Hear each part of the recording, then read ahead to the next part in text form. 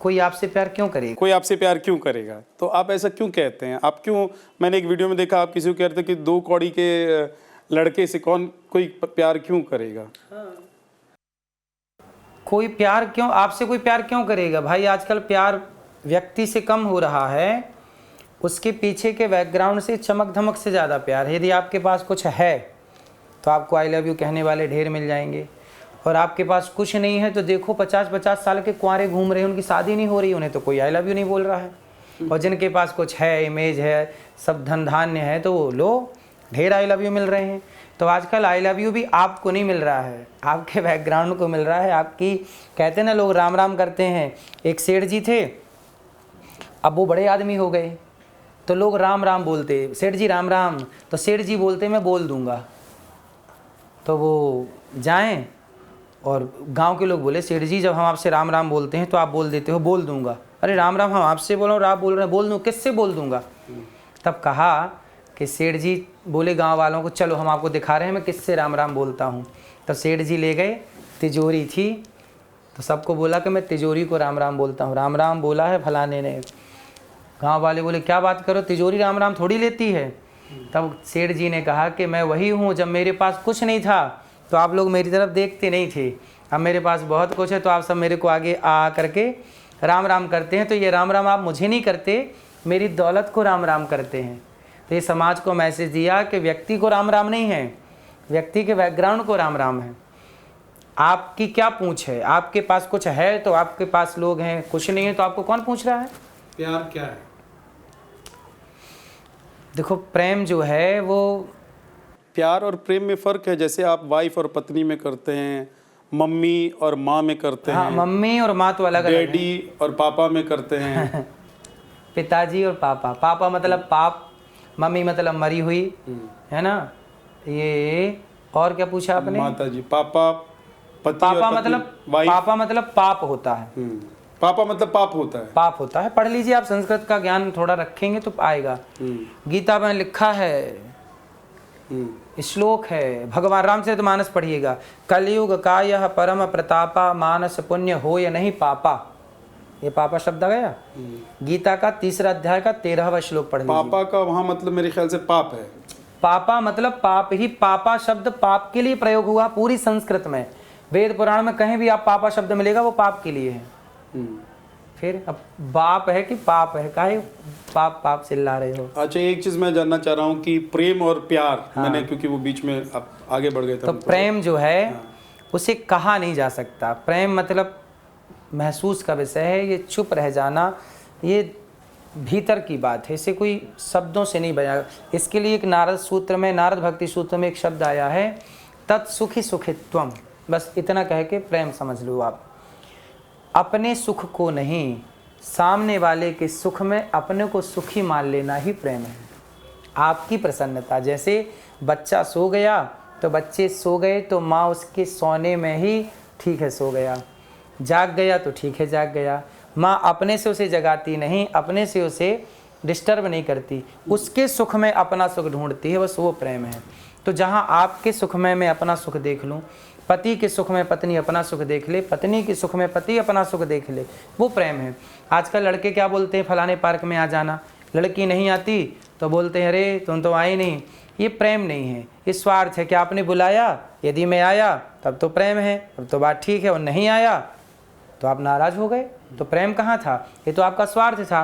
प्रेम तो तब माना जाता कि मैं आऊँ या ना आऊँ, मेरे सुख में आप सुखी, अच्छा आप नहीं आए चलो कोई बात, अच्छा हुआ नहीं आप फंसे थे, व्यस्त थे, का मेरे सुख में, आपके सुख में मैं सुख मानूं, ये प्रेम है। ना कि मैं आपको जबरदस्ती, नहीं आपको मेरे हिसाब से चलना पड़ेगा, ये स्वार्थ है। लेकिन जहाँ मैं आपके हिसाब से चलूँ वो प्रेम है। प्यार और प्रेम एक ही है कि अलग अलग है? यहाँ तो ठीक है, पर्याय है। आप गर्लफ्रेंड बॉयफ्रेंड कल्चर, उसके बाद लिव इन रिलेशन वाले कल्चर के एकदम कट्टर विरोधी टाइप बातें करते हैं। तो ये जो है भाई, जिस प्यार और प्रेम की आप बात कर रहे हैं वो बॉयफ्रेंड और गर्लफ्रेंड वाले रिलेशन में भी होता है, लिव इन वाले रिलेशन में भी होता है। तो आप इसको सपोर्ट कर रहे हैं, उसको विरोध कर रहे हैं। क्या समर्पण है उनका? इस तरह से एक लड़की के संग आज हैं, एक लड़के के संग आज हैं, 1 महीने बाद पता चला दूसरी के संग है। अब बताइए प्रेम की परिभाषा यहाँ सटीक बैठ रही है? प्रेम का मतलब है कि समर्पण हो, एक से हो। ऐसा थोड़ी कि आज इसको अपनी माँ कह लिया, कल उसको माँ कह लिया। भाई माँ बाप तो एक ही हैं, माँ बाप जैसे हो सकते हैं बहुत, है ना। पिता तो एक ही है, ये थोड़ी हो सकता कि ये मेरा बाप है। एक ही ना बाप होगा आपका, एक ही ना पिता होगा। ऐसे प्रेम एक से ना होगा। अगर 2 से हो गया, 3 से हो गया, 4 से हो गया तो प्रेम नहीं रह जाता। तो फिर वो व्यभिचार हो गया, और क्या कहोगे आप उससे? प्रेम थोड़ी, राम का प्रेम एक से है। तो मर्यादा पुरुषोत्तम थे, तो आप भी बनिए ना मर्यादा पुरुषोत्तम। लेकिन आजकल के जो बच्चे हैं, आजकल का जो जनरेशन है, वो कहता है कि हमको ये आज़ादी है। जैसा आपने कहा कि माई सेल्फ एंड मी और माई लाइफ, सो वो कहते हैं मेरी लाइफ है, मैं तय करूंगा। आप कौन होते हैं महाराज जी हमको बताने वाले कि गर्लफ्रेंड बनाओ, लिव इन में रहो कि नहीं रहो? हमारा धर्म है बताना, आप मानो ना मानो, आप बिल्कुल मत मानिए। आप शराब पी रहे होंगे तो मेरा धर्म है समझाना, बेटा ये गलत है, पियो ना पियो आपकी मर्जी। हमारा काम है रोकना और टोकना। जो समाज रोकती टोकती नहीं है वहाँ परिणाम बिगड़ते हैं। जहाँ रोक टोक है, जरूरी है। पतंग आकाश में उड़ती है तो धागा है, वो रोक के रखा है। कई बार एक आदमी बोला कि धागा रोकता है, काट दो। धागा काट दिया तो पतंग नीचे आ गई। लग रहा था कि धागे ने रोक के रखा, वरना पतंग तो और ऊपर जाती। लेकिन जिस धागे को आपने रोकने वाला समझ रखा था, एक्चुअली वही था जो आपको ऊंचाइयों तक पहुंचाया था। जिस रोक टोक को आप अपनी स्वतंत्रता मान रहे हैं कि मुझे मत रोकिए, मैं स्वतंत्र हूं, आप रोकी टोकी मत। उस रोक टोक के बल पर ही आप इंसान बने हैं, वरना जानवर हो गए होते। महाराज जी, अब कुछ 1-2 सवाल हैं मेरे।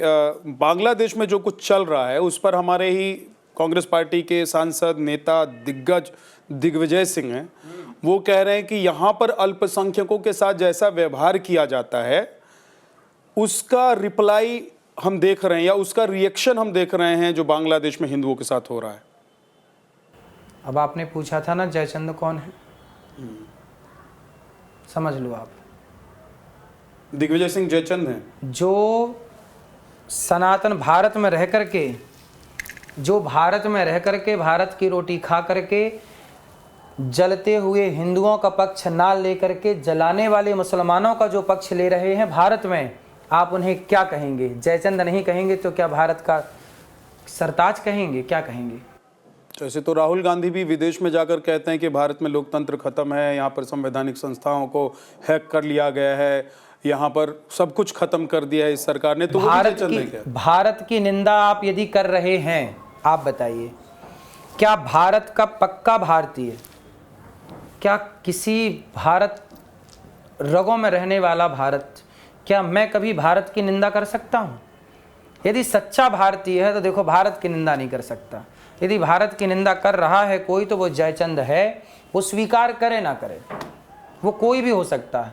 For more of such videos, do like, share and subscribe to ET Now Swadesh.